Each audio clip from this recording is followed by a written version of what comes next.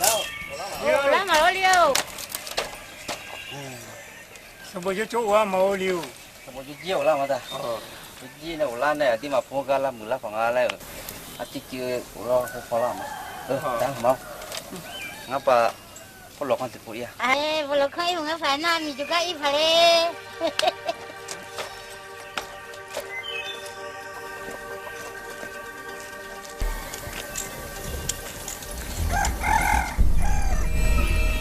Abi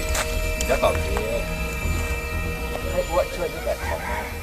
มาต้องขอบใจ เดี๋ยวทำไมลืมไม่พูดกับอ้วนเพราะๆหน่อยอ่ะอีกไม่นานพ่อเลี้ยงก็จะไปสู่ขอลือมาเป็นเมียของอ้วนแล้ว ไอ้เชิญมาต้องไม่ขอมีเลยพ่อจะได้เนี่ยมีกระตื้งมาแต่งงานกับไอ้ ว่าไม่ดีตรงไหนอ่ะลือถึงไม่รับอ้วนลือถึงไม่อยากจะแต่งงานกับอ้วน มีจะบอกคือก็ได้มีอ่ะมาชอบคนกายยาเสพติดแล้วแหมยางอ่ะมีก็มีแฟนแล้วตัว เฮ้ยแฟนของอามีมังใครวะ ก็ไอ้แซะน่ะลูกอาแม่ตอนนี้มันบอกอยู่บ้านมันไปเรียนหนังสือในเมืองเชียงใหม่ปูน โธ่เอ้ยไอ้แซดอ่ะมันมีดีที่ไหน ที่จะสู้ลูกพี่เขาได้อย่างใดก็จ้างอามีน่ะมันก็ต้องเป็นเมียลูกพี่เขาแน่ๆเพราะว่าลูกพี่เขาเนี่ยตั้งใจแล้วก็ยาว โอ้อะถูกอันอย่างไงและยาว เอาก็คิดว่าพอกัน อันอย่าง ตัวของลูกพี่ของเขาก็ใหญ่แล้วก็ขาก็ยาวนี่ จะได้ตัวหลวงฟังก็ติดหนี่ตัวเลี้ยงเฮาตั้งเยอะตั้งแยะมันแต่ต้องยกลูกสาวให้ลูกพี่เฮาแน่ๆว้า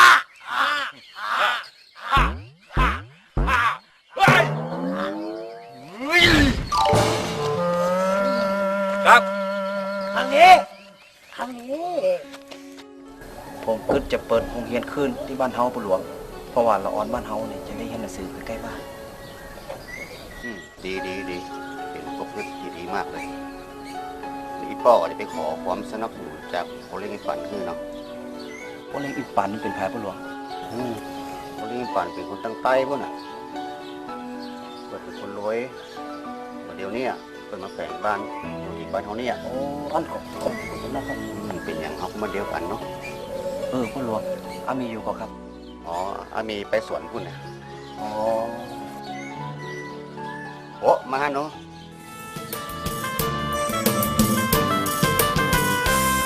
หมู่เฮาชาวเขาอาคารูปร่างหน้าตาก็เหมือนคนไทยพูดจาไม่ชัดเท่าใดแต่จริงใจรักใครรักจริงบอกเคยคิดจุหลอกใครแสนจริงใจพอใจแม่ยิงเฮาคนดอยใจจริงบ่หลอกเหมือนลิงเหมือนข้างบนดอยเฮาคนดอยวาวีช่างมีความสุขหัวใจบ้านของเฮาอยู่ไกลสูงขึ้นไปบนดอยวาวี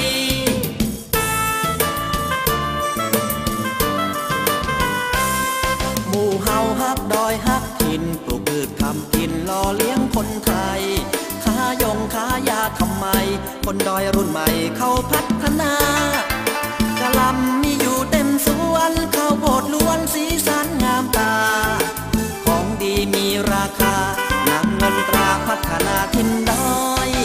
เอาคนดอยวาวีช่างมีความสุขหัวใจ ไอ้คิดว่าจะเปิดห้องเรียนสอนของบ้านเฮาอันนี้คิดว่าได้กัน ไปดีมันก็ได้ละอ่อนน้อยบ้านเฮาอ่ะต้องจะดีใจขนาดเลยเนาะที่ไปได้ต้องย่างไปโรงเรียนไกลๆกันแล้วอ่ะแล้วไอ้ปรึกษาป้าหลวงนะคะ เปิ้นก็หาตัวแล้วเปิ้นก็บอกว่าจะขอความร่วมมือขอความสนับสนุนจากต้องเลี้ยงอินปันฮื้อ ฮะป้าเลี้ยงอินปันกะป้านิสัยบดีนะมีเนี่ยจางที่สุดเลยอะ อ้าวพ่อเลี้ยงอินปันเป็นใหญ่ยังน้องจากเปิ้น ก็ไอ้บ่งง่วยอย่างกะป้าเลี้ยงอินปันน่ะเป็นกายาเสพติดนะและแถมยังเปิ้นเป็นคนมีอิทธิพลตัวขนาดป้อเป็นป้าหลวงเนี่ยอันอย่างมันมาได้เลยอะ อู้แต่กันนี่ แต่นะกะ ถ้าเป็นจะอีไอ้ก็คงปล่อยไว้มันได้แน่ ท แต่ไอ้ไม่ต้องไปยุ่งกับเขานะ มันอันตรายนะไม่ต้องไปยุ่ง เจอมีเตอะนะ ไอ้เจอมีนะ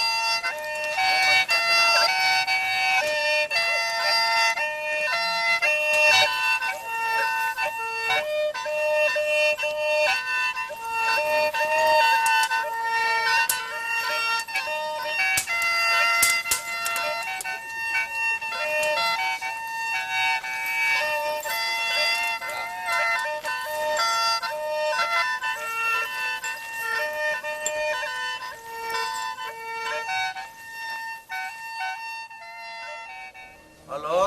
อ๋อสวัสดีครับเสีย มีอะไรรับใช้เหรอครับ ฮะ เยอะไหมอ๋อ ได้ โอเคงั้นพรุ่งนี้ผมส่งให้เลย อะไรฮะ วันนี้เหรอ อ๋อ ได้เสียไม่มีปัญหา เดี๋ยวผมจะน้องไปส่งกันแล้วกัน นะ ครับผม รับรองเรียบร้อย โอเคนะฮะสวัสดีครับ บริหารกาแฟเจ้า ดี ใจปะ เมียผู้เลี้ยงตั้งแต่เมียผู้เลี้ยงตายนกเขาผู้เลี้ยงแบบขาดสเตียแล้วเจ้า อะไรนะ นกเขาไม่ขัน เจ้าผู้ เอ็ เลี้ย ง ง รู้ได้ไงอะ หูจะใจแล้วเจ้า แสดงว่าเอ็งแอบดูข้าใช่ไหม ไม่ได้แอบ ฮะ เจ้าผู้เลี้ยง ก็รู้ได้ไง เป็นเจ้าผู้เลี้ยงพ่อแรกผู้เลี้ยงเฮ้ย ตรงไหนวะเอ้ยแม่โลงอกนึกว่าแอบดู ไม่ได้แอบดูเจ้า เอาอย่างงี้เลยไปเอาหมอนนี่หน่อย เจ้าผู้เลี้ยง จะพักผ่อนหน่อยไป เจ้า นะได้ไอ้นี่ชูเว้ยนวดด้วยหวังโอ้ยไหวปวดเมื่อยนะดูเว้ยโอ้ย ปะเล่เอาเห็นหนูไหม ยังพูดอะไรวะ เอาเห็นหนูไหม เฮ้ยไม่เอาของแปลกไม่ชอบเว้ย เห็นหนูเนี่ย เขาเรียกว่าเห็นปะโตแล้วก็นึกว่าเห็นเขาเรียกเห็นฟังผิดฟังถูกว่าตาว่านวดไปเอาไว้ฮะเฮ้ยไอ้ชาเว้ยชาเว้ยไปนะบทวะชาเว้ย เขาเรียกฉาทำไมเหรอครับ ก็กูมีงานด่วนเข้ามา เสียเขาสั่งของต้องให้ชาไปส่งของ อ้าวแล้วเรื่องของอ้วพ่อเลี้ยง เรื่องอะไรอีกแล้ว ก็เรื่องไปสู่ขออาหมีให้อ้วไง มี ก็พ่อเลี้ยงรับปากอ้วว่า ถ้าอ้วมาอยู่กับพ่อเลี้ยง อ้วอยากได้อะไร พ่อเลี้ยงจัดการให้ไง กูก็ลืมไป เรื่องนี้มีปัญหา ถ้าเองต้องการจริงๆ อยากได้เรื่องจริง เดี๋ยวกูจัดการให้ แต่วันนี้มีธุระด่วนเข้าใจไหมธุระด่วนต้องไปส่งของเสียเขารออยู่ เดี๋ยวกูจัดการกันแล้วการเป็นห่วงเฮ้ย ว้าย ไป ตัวเราตัวเลี้ยงครับ ทีหลังเข้ามาให้เสียงหน่อย กูตกใจกูต้องการใช้งานเองนี่ไปส่งของ ไปเดี๋ยวนี้เสียต้องการของอยู่นี่เองจัดการเรียบร้อยรู้เปล่า ครับตัวเลี้ แล้ ยง วหาใครเป็นเพื่อนหนึ่งคน แล้วจะเอาใครเป็นเพื่อน ก็ว่ามา เอาผูไปครับอาภู ได้เลย ครับ ไปจัดการเรียบร้อย ครับ อย่าผิดพลาดนะ บ่ฮือพิดพลาดแน่นอน โอ ครับ เคไปเลย ครับไปนะครับตัวเลี้ยง สวัสดีเรื่องอามีนะเพ่งใจร้อนนะอยากได้เป็นเมียเลยนะฉุดไปเลยถ้ามีปัญหาถ้ารับผิดชอบเดี๋ยวเงินฟาดหัวมาหน่อยทุกอย่างมันจบ จริงเหรอพ่อเลี้ยง หาวิธีการเอง ทุกอย่างถ้ามีอะไรนะรับผิดชอบ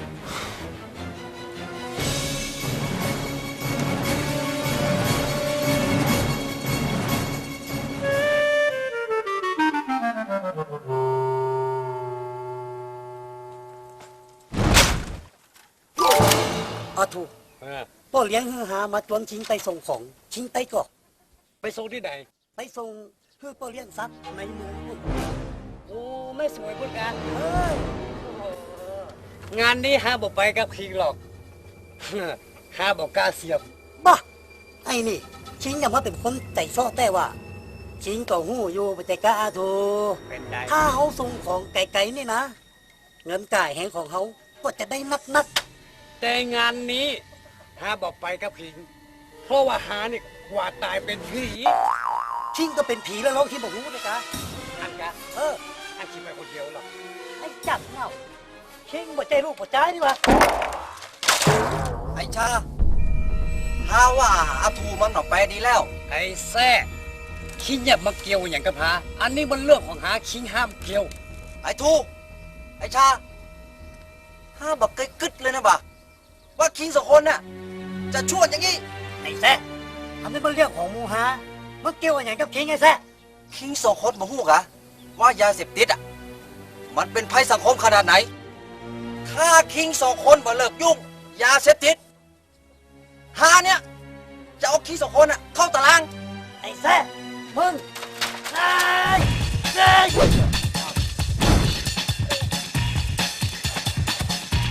เอามาเลยเอาเลยไอ้เรือถูกอนุมานถวายแล้วต้นแดงอะไรล่ะอันนี้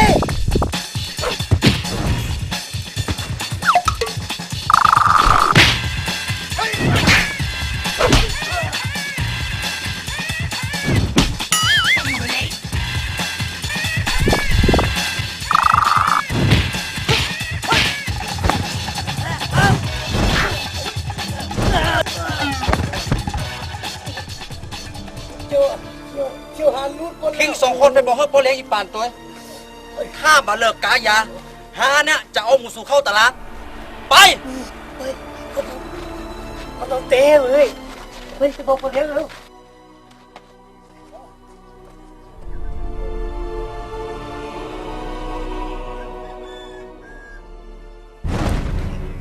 แซะพวกมันซื่ออยากลองดีกว่าได้เชิญเอาพวกมันเก็บเลย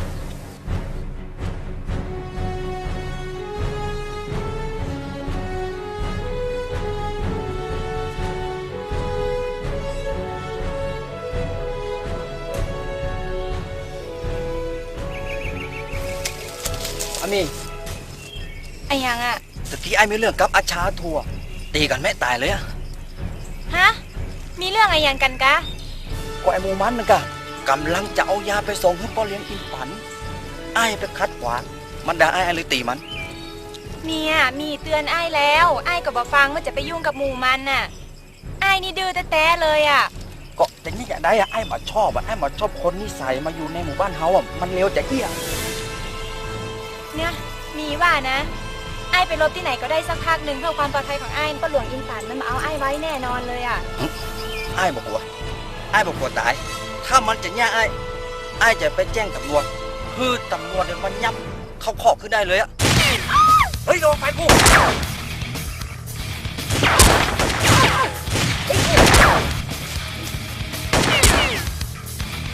ตามไปเลยไอ้นี่โอ้ย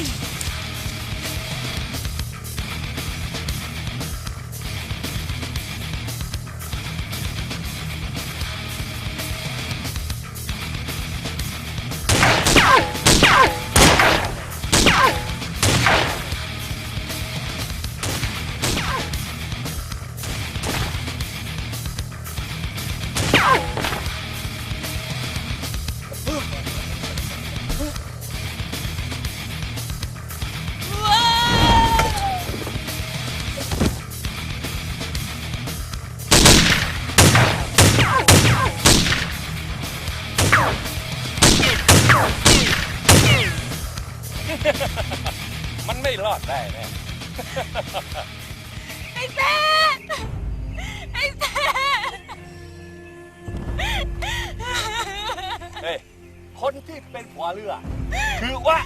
ไอ้ไม่ใช่ผีไอ้แซะมันเฮ้ยไอ้เฮ้ย ไอ้เจ้าพี่ไม่ตายไอ้ช่วยไอ้ตายแล้วเนี่ย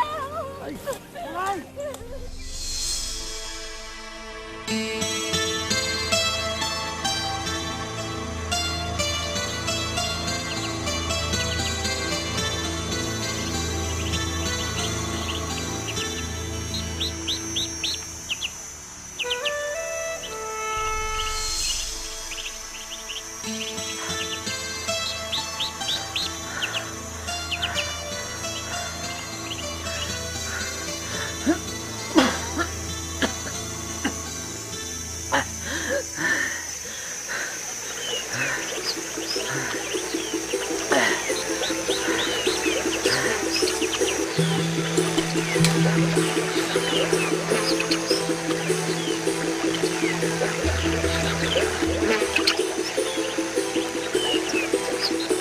พ่อ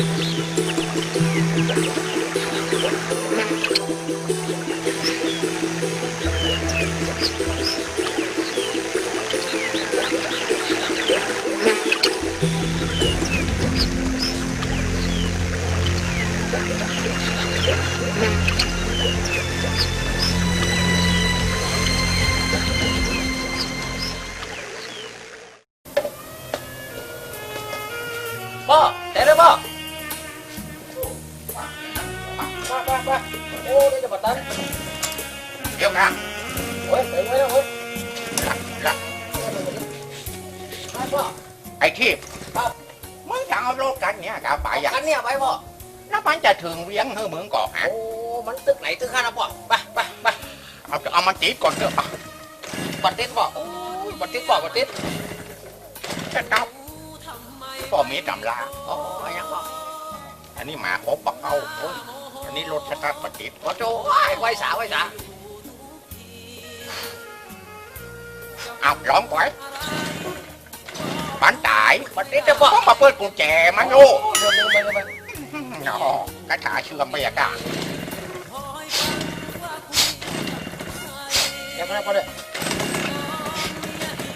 โอ้ได้แล้วพ่อได้แล้วพ่อ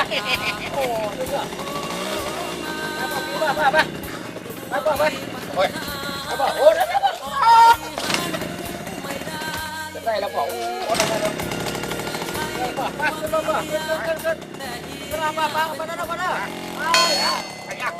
ไอ้ชีพพ่อมาได้คืนเจือโอ้ยเนาะ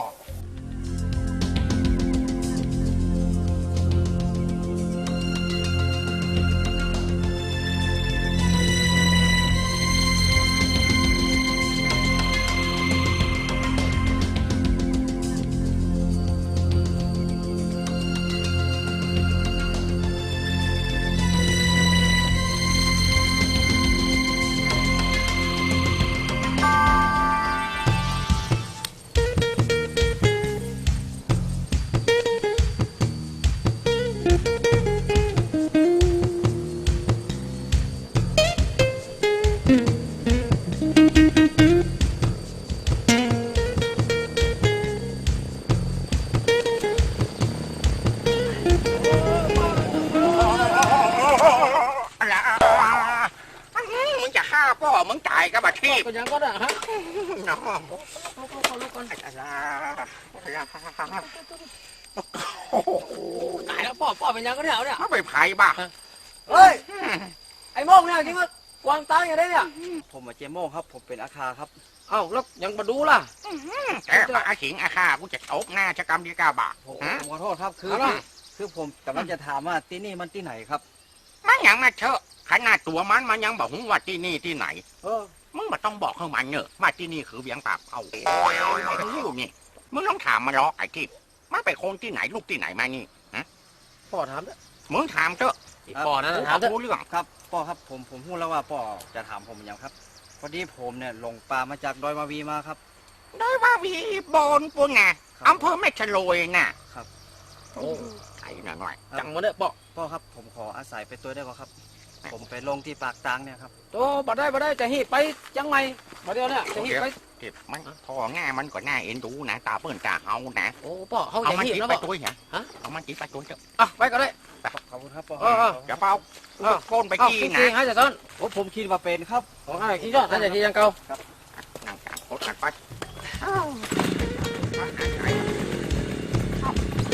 กินเลยไปแล้ว ไปกันไปขออะไรอ่ะไอ้ที่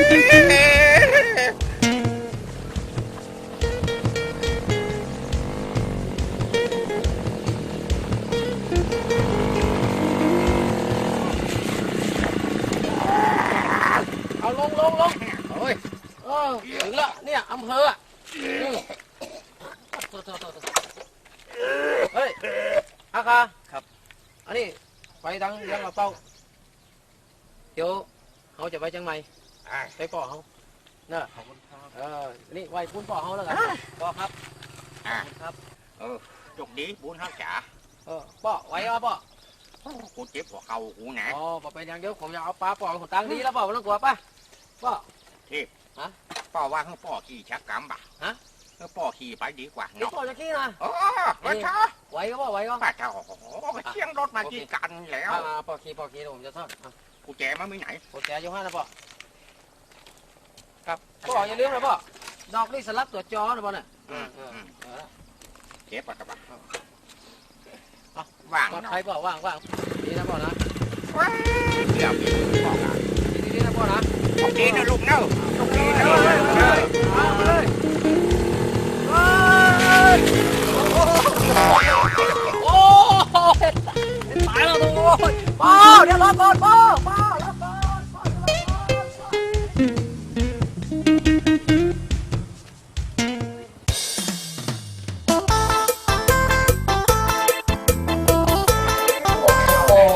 สั่งเพชรปัญญาเข้าองค์มูแสนตลับใช่ไหมได้เลยจะส่งไปนะทีนี้ก็จะถึงแล้วแจกมาแล้วก็แจกมาผมบอกว่ารวยเขารวยแต่เลย สวัสดีครับนี่เสียสุพจน์มันเหรอครับเนี่ย โอ้โหอันที่จริงแล้วหัวหน้าถามมาเสียสุดคนลูกการแต่งตัวก็พูดแล้วไม่ใช่ขี้ข้าเนอะ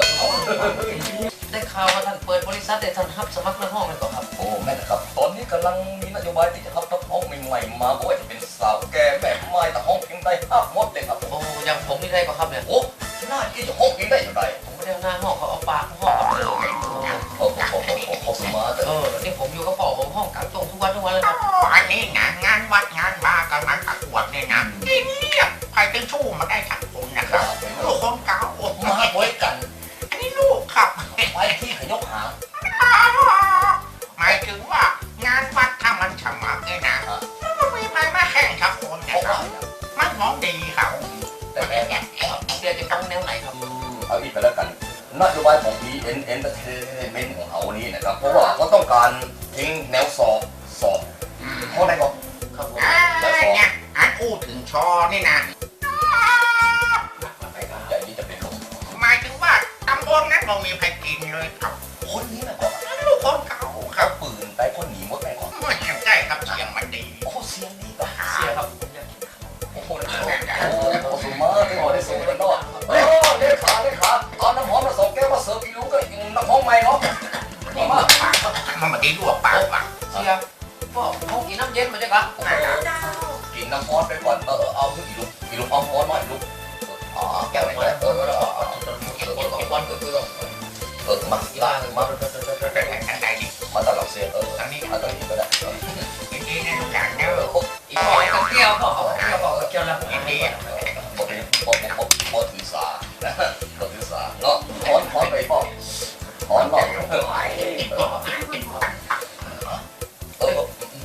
เล่มสองมาก่อนเราต้องสอบเสียงดูก่อนหรอ ครับอันนี้เดี๋ยวเรา เสียงมันจะดีนะ ลูกขึ้นกระบอก อย่าง ยิงทำไปได้เราเอาเพลงดังเลยซอสิเอาซอสิเลย พอเก่าจับใจละไอ้บาดใจเจ้าจุระให้จ่าคู่ละตึ้งบาไก่แต่นาละไอ้นี่แต่ก็จำได้จ่า โอ้โหแค่ขึ้นบอกเก่าจากใจผ่านละโอเคเอาดีไปแล้วกันเอาเพลงนี้ไปก่อนเลยเอาท่องวันนี้ท่องวันไหนได้เนื้อเมื่อใดหักทันทีเชียร์ทันทีงบประมาณต่อเกิน 5,000 บาท ในสัญญาณนะ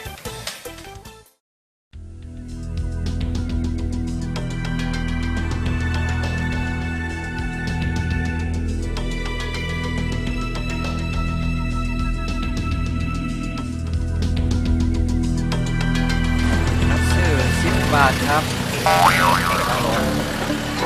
อ้เหรียญนี่ดำได้เหรอครับตาคือยัง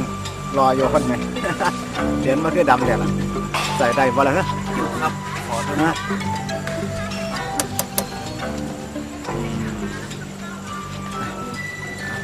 แต่คันเราเนาะครับ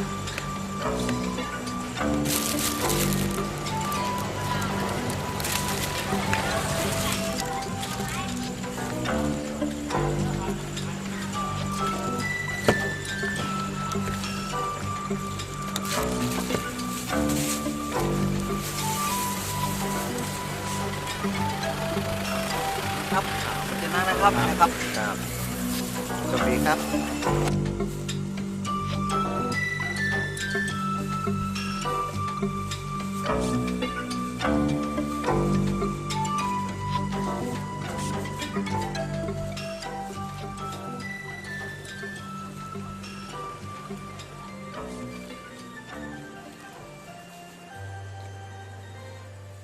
และคิดว่าลาหายจนใจเป็นดวงพวงสาวพวงเอ้ยเจ้าจากนี้เจ้าจากนี้และไปบ่มีมือโคงคืนย้อนดอกตาวมาไปอยู่ร้านเย็บผ้าในเมืองใหญ่แม่นในกรุงแล้วไปเป็นห่วงอย่าลืมนาให้กล่าวมาโดยเอา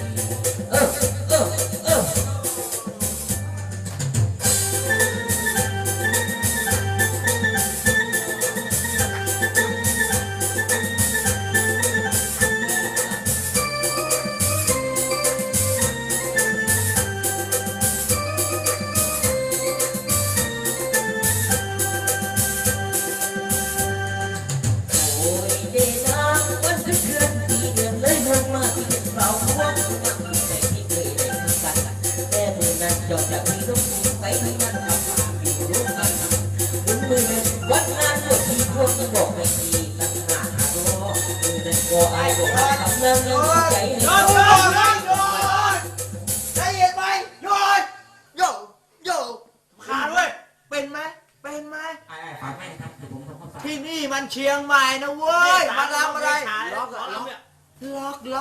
ไอ้ร้องให้ป่ะร้องให้ป่ะ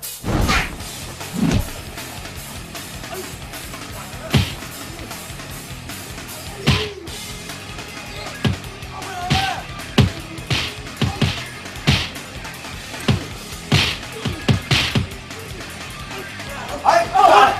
าอีกเหรอ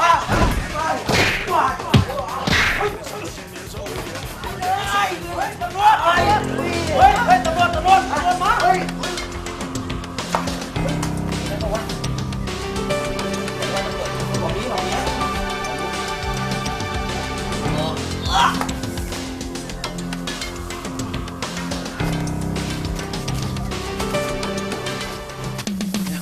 ไปละพักก่อน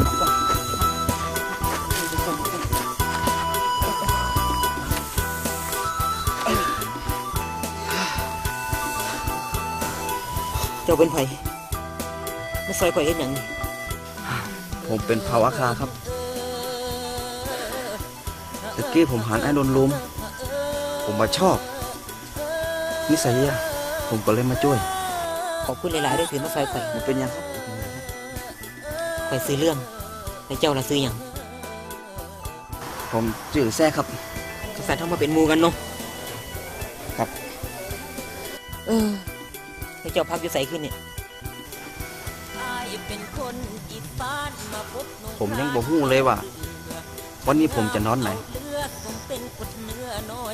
สงสัยคงบ่พ้นวัด คือว่าจังซั่นแต่ซุมื้อจะพักอยู่ใส่ ผมเป็นคนอยู่ดอยวาวีปูนแต่ผมเนี่ยหมู่พ่อกายาบ้าตัวฆ่าผมก็เลยหนีมา เจ้าเป็นสายให้ตำรวจติเขาจังน้ำขาเจ้า ผมไม่ได้เป็นสายให้ตำรวจแต่ผมเนี่ยไปคัดกวาดเปิ้ลเพราะผมนี่บ่ชอบหมู่พ่อกายาบ้ายาเสพติดมาขายในหมู่บ้านผม อ๋อเข้าใจแล้วสันเอาแค่สิคืนนี้จะไปพักอยู่กับข่อยก่อนก็ได้แต่ว่าบ้านพักข่อยเป็นบ้านพักคนงานก่อสร้างมุ้งสังกะสีแอมสังกะสีเจ้าสินอนน้ำข่อยได้บ่ ได้จ้ะไม่มีปัญหาเรื่องเป็นคนอีสานแล้วจะได้ว่าได้มาอยู่เชียงใหม่ได้ ที่บอกไปแล้วก็เรื่องมันยาวข่อยก็หนีคดีมาจากอีสานคือกัน มีคดีมาคดีอย่าง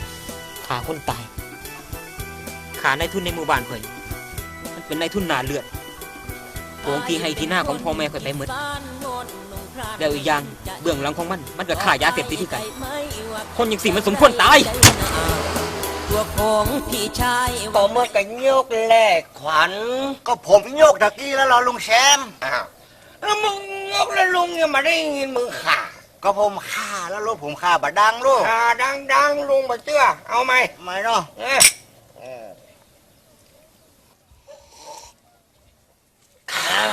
ห็น เห็นเนาะ เวลานะแม่ควันตัวหนังนี่ผิดลูกผิดเมียเกิน ก็เมียผมมันขี้จมแล้วลุงหูก็ผมบักเกยกลัวเมียเลยชีวิตเนี่ยมอบเมียมันด่ามาผมก็ด่าไปแต่เจ้าในลุงเจ้าก็มันจะไปสวนอยู่เต้ๆมันยังงงมาด่าผมจนผมอดมาได้นะลูกผมโคตรติ้วคอเสื้อมันขึ้นมา เบาๆไอ้ที่เรารุ่นน้อง ถูกไหมครับที่เรารุ่นพี่ติ้วขึ้นมาผมตบใช่ตบว่าเป็นการสร้างสอนมันใช่ลุงต้องเด็ดขาดอย่างผมบัดต้องกลัวมันอันเมียนะ มาได้มาสอนในน้องลุงเนี่ยถ้าลุงไอ้คำเดียวเนี่ยเมียเมื่อย3 วัน เมื่อยเลยแสดงว่ามันกลัวลุงจนมันเมื่อยแล้ว คือลุงเป็นหวัด ไอ้เสียมันติดหวัด ที่เขาเอามาอันมอกเมียลุงบัดต้องสนใจแล้วลุงวางนี่ผิดกันบ้างก็ วันนั้นลูกชวนมาถึงบ้านรับคำตีนเลยอะ โอ้ผมดึงบาดเจือแต่ว่าก็ยังติวด้วยคนกันล่องกองมาอยู่ลุง เอามันรับแล้วลูกโตมาลุงย่ำหลังมันรับคำตีนไปเลย ไปย่ำหลังแล้วมันรับลุงก็ผมเขาผิดกันมาไผ่ไม่ต้องมายุ่งพ่อเมียบาเกิ้วแม่เมียบาเกิ้ว ลุงก็พูดก็เนี่ยลุงโอ้ปะต้องห่อเขามากินไม่กินเขาคนเขาเนี่ยกิน2 คนบาเกิ้วไผ่ไม่ต้องมาเกิ้ว แต่ลุงอย่าเมื่อกันนะ มอกเมียนะลุง ลุงไม่ถึงแกพวก เมียใจอะเนาะเมียใจอะเนาะที่ผมอู้มานี่บาเกิ้งนะ เกิงแล้วลุงเกิงแล้วบายบาย มันจะมอกใดมอกเมียเนี่ยนี่ก็แล้วก็ติดหัวปังเลย เนี่ยได้เมียนี่มันเป็นไงฮะวันนี่มันเยอะแยะเนี่ยการอะไรอย่างอ่ะได้ก็นั่งสุมหัวกันกินเหล้าแล้วมันนั่งคุยบอลเล่าขวัญเมียขวัญลูกฮะ อันนี้ด่าค่ะ กูจะด่ามึงมันเป็นยังไง มึงจะยังไม่ยังมึงจะยัง มึงจะยังกูกะมึงคิดว่ากูกลัวมึงกะ ไม่ใช่ลุง มึงคิดว่ากูกลัวมึงกะ ไม่ใช่ ไหน ไม่ใช่ข้าจะไปบุหลวง สู้นี่นะมันเกิดมานี่มันต้องนักแผ่นดินแตะลูกปั้นหัวปั้นนี่ก็มันเยอะแยะเนี่ยกันสู้นี่มันเนี่ยอย่างสักอย่างวันแล้วก็กินเหล้ามันยังได้เหล้าเหลืองฮะมันไปป้อไปแม่สุการเหล้านะฮะกูอย่ามาใกล้เหลือคนอย่างนี้นะเป็นพี่ปากได้ผัววาสนาบัดนี้ใกล้เหลือซะแหละ ห้ามบอกว่ามึงห้ามบัดโลดมานี่เลยมึงเฮ้ย แต่ไอ้เลี้ยงมาจะมันน้อยจะมาเป็นแค่วัดนกวัดหนูก็ต้องมาเป็นอย่างกันเนี่ยผู้แดงครับลูกได้ยินคนเนี่ยบินก็เป็นนกตัวใดมันที่เฉิงหัวกูจะก็จะบอกหมอกถึงมันนะมันต้องกลัวขนาดเปิ้ลเฮือ13,000แล้วกูยังมาขายถ้ามึงเมื่อยมึงบอกกูนะไปทุกอย่างแก้ปวดมึงนะประเดี๋ยวไอ้เทพเอายังป่อ มันจะไปที่ไหนจะบอก พอดีเพื่อนเขาเข้าไปสังสรรค์กัน มานี่มึงมานี่ก่อน ฮะ จะไปฉันที่ไหนไอ้หน่อย ก็จะไปเข้าห้องแล้วป่อ มึงจะเป็นนักร้องมันต้องรับเจ้าพักผ่อนว่ายน้ำล่นออกกำลังเพลงดังมันแล้วมันเป็นเงินเป็นทองมึงหูก็ ป่อแล้วผมไม่ได้ไปหาเขาเนี่ย มึงจะเชื่อป่อมึงกับบ้าเชื่อเพื่อนเชื่อฝูง เขาห้องแล้วป่อ มานี่มึงลงมานี่ก่อน เบิ่งไปแล้วกันนี่ เนาะมึงท่องเพลงมึงคล่องหรือยังอีเจ้า เพลงผมนี่ผมมีปัญหาแล้วก็เพลงผมนะแต่ป่อจะสอนเพลงผมไม่ใช่กะ ขนาดลำวงนะแถวบ้านเฮานี่มันมีตัวกินเนอะที โอ้ยมันจะไหนป่อ มึงฟังเพลงนี้เนอะแล้วมึงจำเอานะเพลงฉินห้า ฮะ ฉินห้า โอ้ลำไปกาป่อมันต้อง ข้อหนึ่งละปนว่าปานแหนบังคาเป็ดคาไก่บักว่าชัดน้อยชัดใหญ่ตึงข้าบักใหญ่ จุดเบรกสต็อปยุดกำนี่เลยป่อ ยังจะบอก มันบอกเปิงกับผมนะอันเอาฉินข้อ2ดอก โอ้ยข้อหนึ่งก็บอกผ่านแล้วข้อ2นี่จะได้เอาเพลงนี่มันนี่หำน้อยกะที่มันเปิงกับผมหำน้อยกะ อันเอาเพลงเกี่ยวกับโทรศัพท์ เออ ก่อนได้ยินมึงโทรศัพท์ตะกี้นะ ตอนเมียไม่อยู่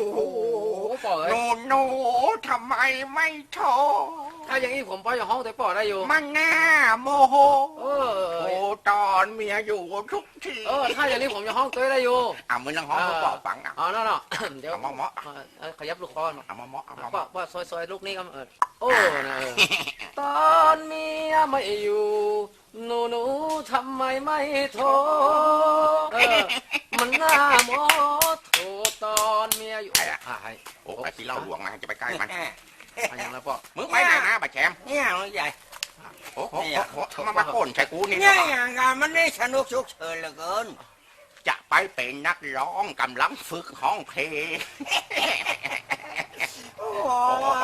อายุป่านนี้จะเป็นนักร้องเอาไปเรียนสูตรไปชัดก่อนหยุดก่อนอันที่ว่าท้องเพลงนะบาใจลุงนะเบ้าของลุงเนี่ยครับผมไหมครับผมเนี่ยอย่างนี้ปนลุ้นเนี่ยได้น้องก่อนอย่าห้องเพลงมันต้องไป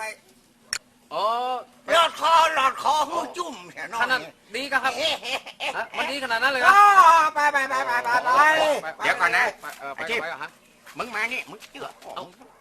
แม่งอย่างไรมึงจะชวนกันไปไหนบาแชมไปฉลองก่อนเป็นนักร้องไปมึงไปไอ้ขี้เล่าหลวงลูกกูเป็นคนดีบักกินเหล้าผิดคำมึงมานี่ไปมึงออกไปกูไปเลยไปแล้วครับมาว่ากันถ้าดังมาเมื่อใดจะไปเริ่มปู่แชมป์สู่ชาได้โชคดีนะอย่าไปคนเดียวเลยน้องนี่แหละลงแซมเลยไปกินนักข้าเจนพอแล้วฟังโซนโซ่แต่ก็เตี้ยวปากเมาที่ขาบักหันก็ห้องเพลงเขาดีกว่าครับเอาทำไมมึงเอาถึงไหนแล้วบอกเลยแค่นะขึ้น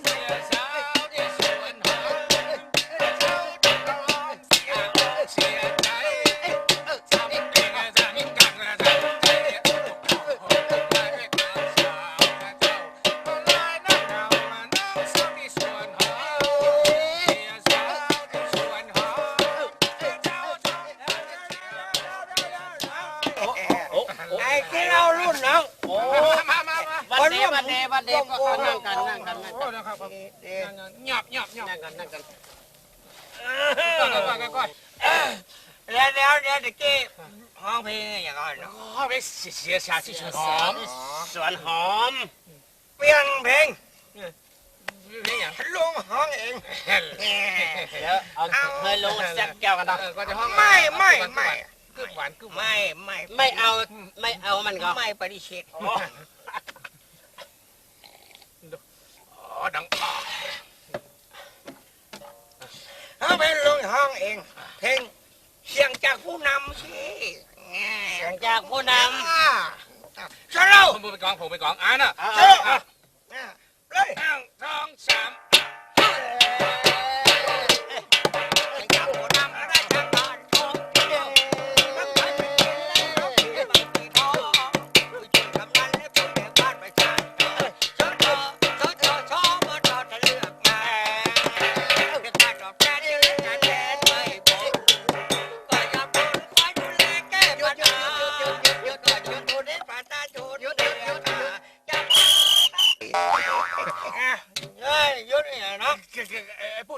บอกให้หยุดเนี่ยผู้กองมาผู้กามองใครกองนะผู้กองหยุดครับหยุดฟังครับผู้กองครับหยุดกันครับการสร้างหาไม่ยังการยิ่งยงหยุดกันครับผมมาใจยิ่งยงครับผมพุทธศิแลนด์ครับพุทธศิแลนด์มาใจหันชอบร้องเพลงยิ่งยงเนี่ยเดี๋ยวตั้งชื่อเพื่อเอายิ่งยงคนเมืองบ่ชอบกว่าผมนี่นะในว่าเข้าท่าดีไม่ต้องสนใจครับไม่ต้องสนใจไปกินเหล้ากับผมดีกว่าครับโอ้ตามสบายของคุณมากนี่พอดีเจ้านายวิทยุมาจะมีงานด่วนตามสบายของคุณมากไม่ครับโอ้อันนี้เป็นหัวหน้าทีมกันเนี่ยนะเชิญครับเอาหน่อยครับคนเขาว่าน้ำใจด่ะครับไม่เป็นมะม่วงนี่เอาที่ไหนมาครับเนี่ยลากคนมาค่ะครับท่านลากกันยังไงบ้างเพิ่มประชาชนลูกได้คิดว่าก่อนจะกินนักเลิกรักษาสุขภาพตามสบายของคุณบ้านไปกินนะครับรถตะกี้ได้ยินห้องเพลงไม่ใช่กันใครพ่อกันโอ้หลายคนนี่3 คนครับเรา3 คนชอบห้องเพลงใครอัดเพลงเลยนะถ้าใครอัดเพลงบอก อดีคุณจักกับนายแฮมสุพจน์เจ้าของบริษัทพีเอ็นนะคุณจักก่อน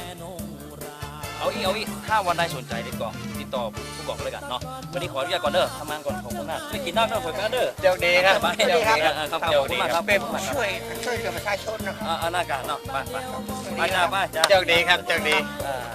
ไปเด้อโอ้ยืนบนบ่มันจ้าไปกินน้ำเด้อโอ้รถกับแกรถกับเนี่ยคนอยู่ใกล้รถจะใกล้กับรถเนี่ยจ้าบาย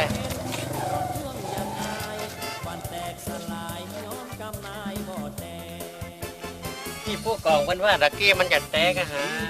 นี่ว่าจะให้เขาไปเป็นนักร้องเนี่ยมันแน่ปุดคนเฮามันแล้วแต่วาสนาพลังยังจื้อนันทาน้ำปลายังการหน่อไม้ไปกินเหล้าดีกว่ากินเหล้าด้วยกัน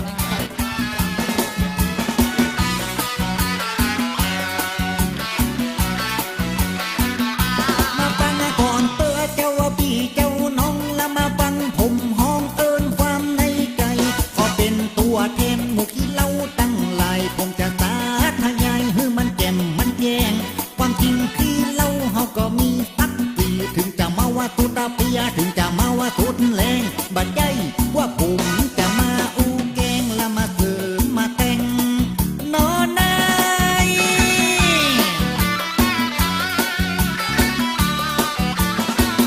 ต้องมีการมีงานม่วนงานตันเล่าถ้าบ่มีที่เรามันง่อมอกง่อมใจงานวัดงานว่าเปิดจัดงานตั้งใดจะไกลไปช่วยยังหันคนโต๊ะคนเก้าอี้เป็นเส้นเป็นสายมันก็ไปที่ในหมู่ที่เราทั้งนั้น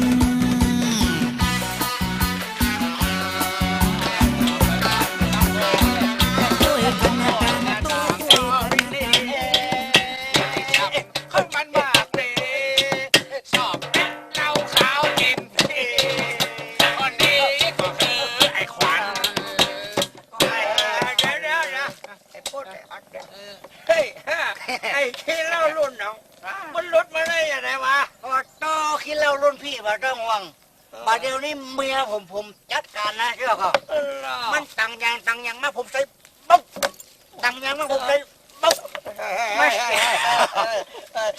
มาเว้ยได้อย่างนี้มานะตอนนี้มันต้องมาสรุปไปแล้วเนอะ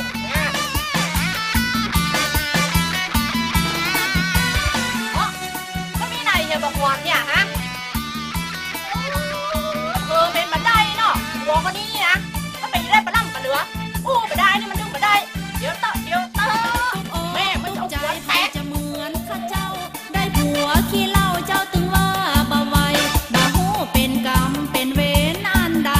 ตอนเอากันไม่ก็หัวใจสดชื่นบ้ากองอยู่ตัวการเมินไปผัวเริ่มออกลายหัวใจขมขื่นปิ๊กเข้าบ้านเด็กดื่นท้องแม่เมียตื่นวันน้องจ๋าพี่มาเราก็ไปสักคนแน่สติไม่แน่เลยหัวนี่นะเจอจะไล่ไหนเต้าน้องแก้ว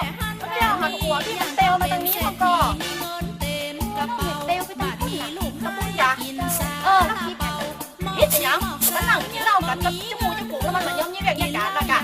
ที่เรามาเข้าพี่ถึงไก่ขนาดเราหัวพี่นะอู้มาได้เราจะชอบมันต้องจ้างไม้หน้าสามอย่าหัวนี่นะมาเด้อขอบคุณนะนังเด้อที่บอกผลจ้างเพื่อนนะเจ้าอย่าบอกวัน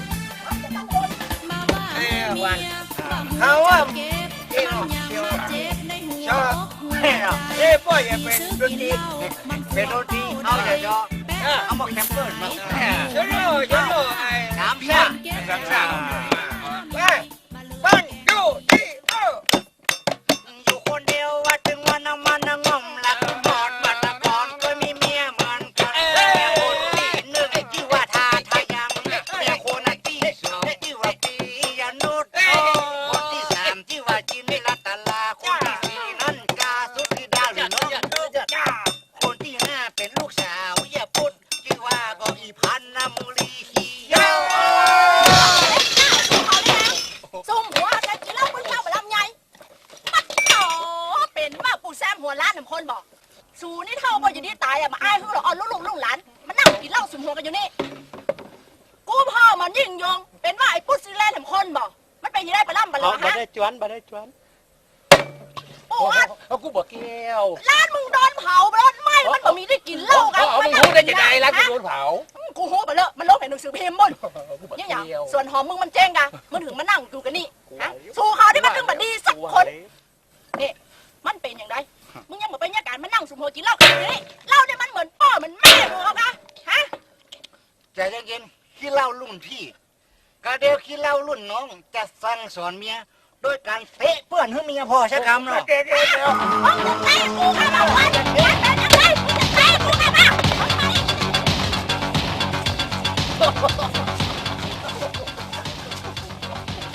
ไปแล้ว ไปแล้วไอ้ขวัญเมือง มันจะตายก็หาบ่เนี่ยจะตายกับมันเนี่ย ไม่จะตายยังตีกับมัน3เรื่องไปแล้วบอยขี้เรารุ่นน้องเราในวันเล่าเขาความหัวอยู่อย่างเก่า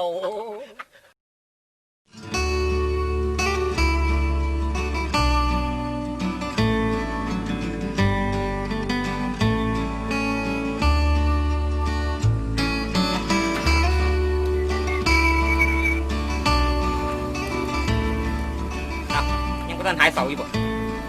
เปลี่ยนเสื้อผ้าแล้วก็ไปกับข่อยไปไหน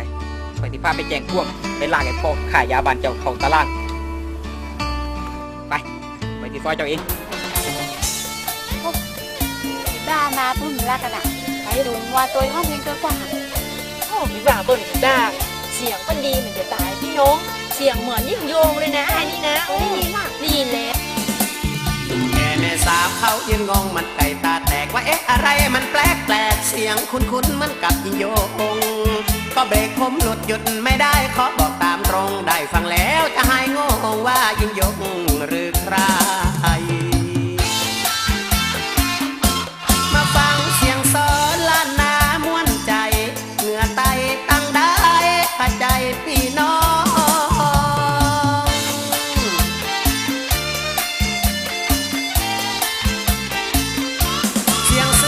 ก็ดีเสียงปีก็ก้องเสียงห้องออกจากสดใสสาวน้อยสาวจีแม่ห้างสาวแก่เคินข้างได้ฟังตัวใจนายนะแม่นายจะไปเอาใจไก่พดมาไกลๆก็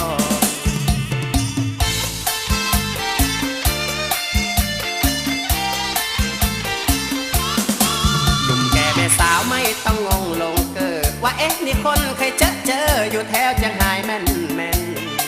เข้าใจหรือยังแฟนเพลงที่ฟังทั่วแดนว่าผมชื่อพุทธซีแลนด์ตามที่แฟนว่าเหมือนยิงโย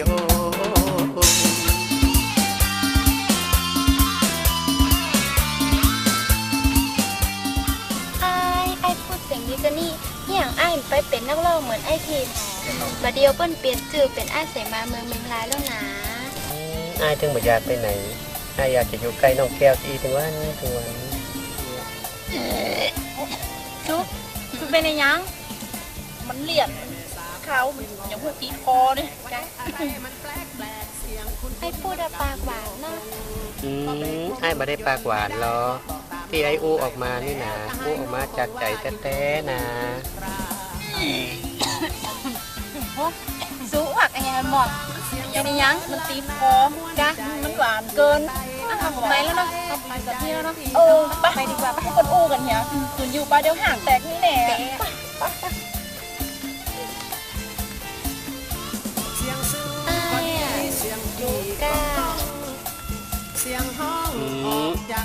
อ้นี่บอกคิดจุเหรอไอ้นี่หลงฮักน้องแก้วมาเหมือนแล้ว